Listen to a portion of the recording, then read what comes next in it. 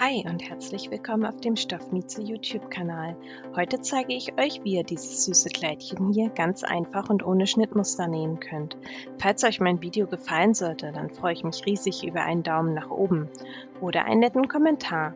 Wenn ihr mehr von mir sehen wollt, dann könnt ihr gerne kostenlos meinen Kanal abonnieren, dann das kleine Glöckchen aktivieren, um kein Video mehr zu verpassen. Weitere Videos und Nähanleitungen von mir zum Anschauen und auch Nachmachen findet ihr unten in der Videobeschreibung. Jetzt aber erstmal viel Spaß bei diesem Video. Für das Projekt benötigt ihr 2 verschiedene Jersey-Stoffe. Ihr könnt das Ganze natürlich aber auch unifarben machen. Des Weiteren benötigt ihr noch eine Vorlage. Das kann zum Beispiel ein T-Shirt sein oder eben ein Langarm-Shirt, das eurem Kind gerade ganz gut passt. Es sollte halt nur relativ eng anliegend sein. Zunächst einmal nehme ich hier den Schnitt des Shirts ab. Und zwar habe ich mir das Shirt in der Mitte gefalten und bündig an die Papierkante gelegt. Und jetzt fahre ich einfach mit dem Stift an den Nähten entlang, also pause mir sozusagen die Konturen nach. Ich pause hier zunächst das Vorderteil ab, das Bündchen spare ich dabei aus, indem ich es einfach hochklappe. Wenn ich dann bei den Ärmeln angekommen bin, mache ich genau das Gleiche. Diese klappe ich auch beiseite und fahre hier mit dem Stift an der Naht entlang. So, und da ja der Rockteil anders aussehen soll, pause ich hier nicht das komplette Shirt nach, sondern messe mir ab der Achsel nach unten 3 cm ab und ziehe hier eine gerade Linie durch. Ihr könnt euch das Ganze natürlich auch gleich auf den Stoff aufzeichnen, aber da ich das Kleid hier mehrmals nähen werde, ist es sinnvoller, hier sozusagen ein Schnittmuster zu erstellen, das ich dann immer wieder verwenden kann. Mit dem Rückteil verfahrt ihr ganz analog. Ich verzichte an dieser Stelle, das zu zeigen und mache hier gleich mit den Ärmeln weiter. Ich pause hier zunächst die Rückseite des Ärmels ab und zwar lege ich diesen gerade auf mein Papier, fixiere das Ganze einmal und pause hier auch einfach erstmal die Konturen des Ärmels nach.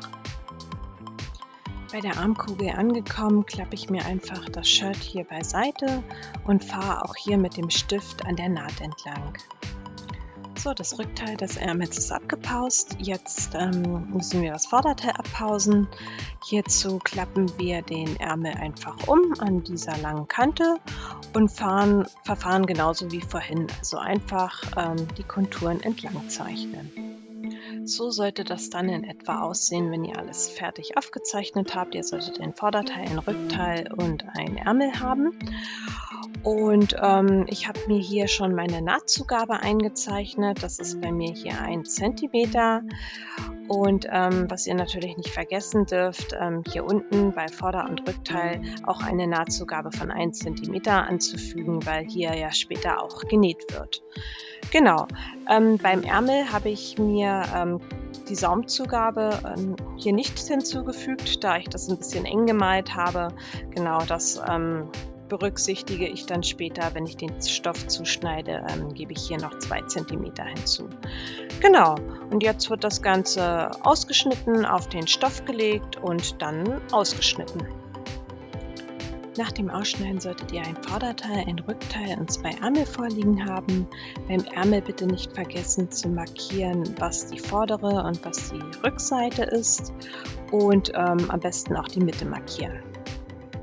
Vorder- und Rückteil werden dann rechts auf rechts zusammengelegt, also schöne Seite schaut die schöne Seite an und an den Schultern geschlossen. Ich mache das hier mit der Overlock, ihr könnt aber auch gerne die ganz normale Nähmaschine nehmen und hier einfach einen dehnbaren Stich einstellen.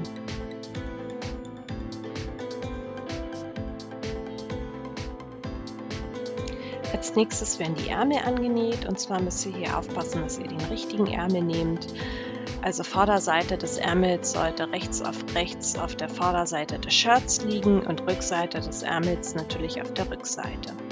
Genau, und ich befestige hier erst die Mitte des Ärmels mit der Schulternaht, dann die Seiten und dann stecke ich halt zwischendrin nochmal fest.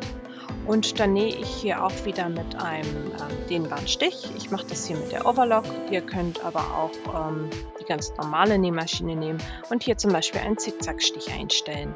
Und auf der anderen Seite macht ihr das natürlich ganz analog.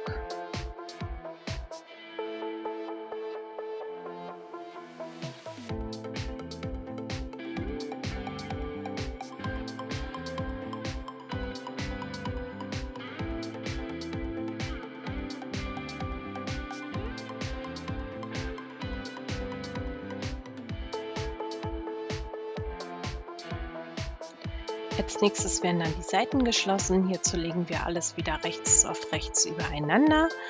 Und zwar fixiere ich hier erst die Achseln. Und zwar macht sich das am besten, wenn die eine Overlocknaht in die eine und die andere Overlocknaht in die andere Richtung schaut. Genau. Und dann nähe ich hier wieder mit meiner Overlock entlang oder ihr könnt auch wieder die normale Nähmaschine nehmen und einen dehnbaren Stich einstellen. Was ich jetzt hier noch zusätzlich mache, ist an den Ärmeln die Kanten versäubern. Das lässt sich dann später besser umschlagen. Das ist hier aber an der Stelle kein Muss, sondern nur optional.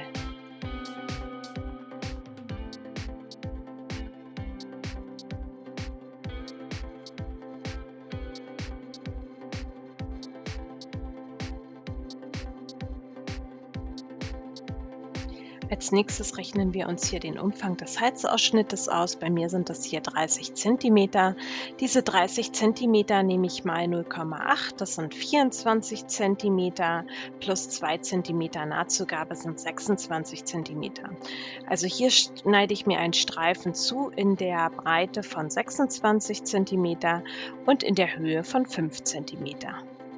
Als nächstes messt ihr euch den Umfang hier unten aus. Das sind bei mir 58 cm. Das Ganze nehme ich mal 1,5, das macht 87 cm. Und hier schneide ich mir ein Rechteck zu, das in der Breite halt die 87 cm plus 2 cm Nahtzugabe hat, also 89 cm. Und in der Höhe müsst ihr mal schauen, wie es für euch am besten passt. Ich habe hier 35 cm gewählt. So, beide Teile sind hier zugeschnitten. Wie gesagt, das Rockteil hat die Maße 89 cm mal 35 cm. Hier an der unteren Kante versäubere ich das Ganze und schließe dann mit der Overlock hier die kurze Kante. Genau, und beim Bündchen, dieses lege ich auch rechts auf rechts und nähe das hier mit einem Gradstich zu.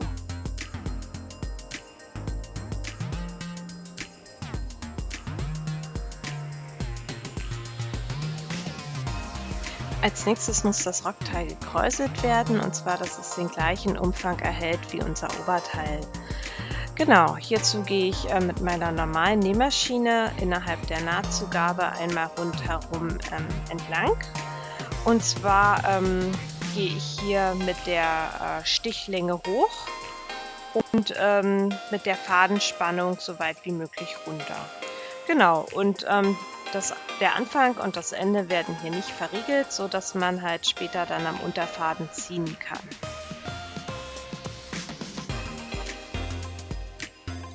Bei meiner Nähmaschine habe ich hier die Fadenspannung auf 1 gestellt und die Stichlänge auf 4.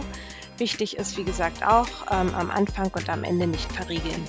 Und wenn ihr das dann habt, dann könnt ihr an den Unterfaden ziehen, und zwar so lange und das dann gleichmäßig verteilen, bis euer Rockteil den gleichen Umfang hat wie euer Oberteil.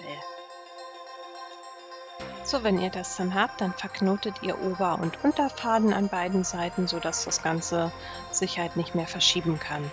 Und dann steckt ihr das Ganze wieder rechts auf rechts zusammen. Und zwar die Naht des Rockes trifft bei mir hier auf eine Seitennaht des Oberteils. Wenn dann alles festgesteckt ist, nähe ich hier wieder mit meiner Overlock.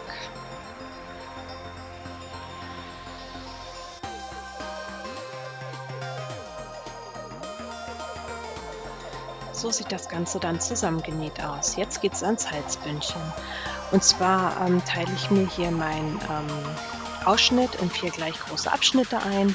Hierzu lege ich die beiden Schulternähte aufeinander und setze mir bei der vorderen und hinteren Mitte jeweils 2 Knipse.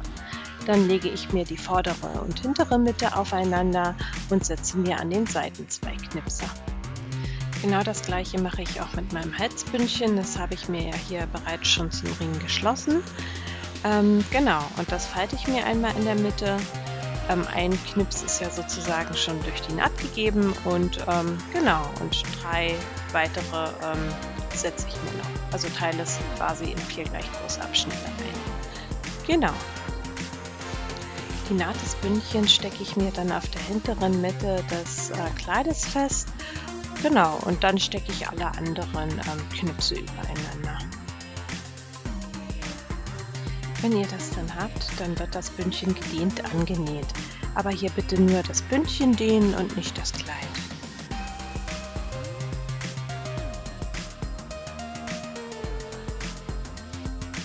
So, das Bündchen ist nun angenäht. Was ich jetzt hier noch machen werde, ist das Bündchen ringsherum mit einem Gradstich absteppen.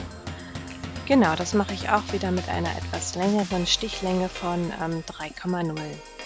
Und hier an den Ärmelsäumen und unten am Saum habe ich ja eine Saumzugabe von 2 cm dazu gegeben. Diese schlage ich ein und werde das dann mit meiner Zwillingsnadel säumen.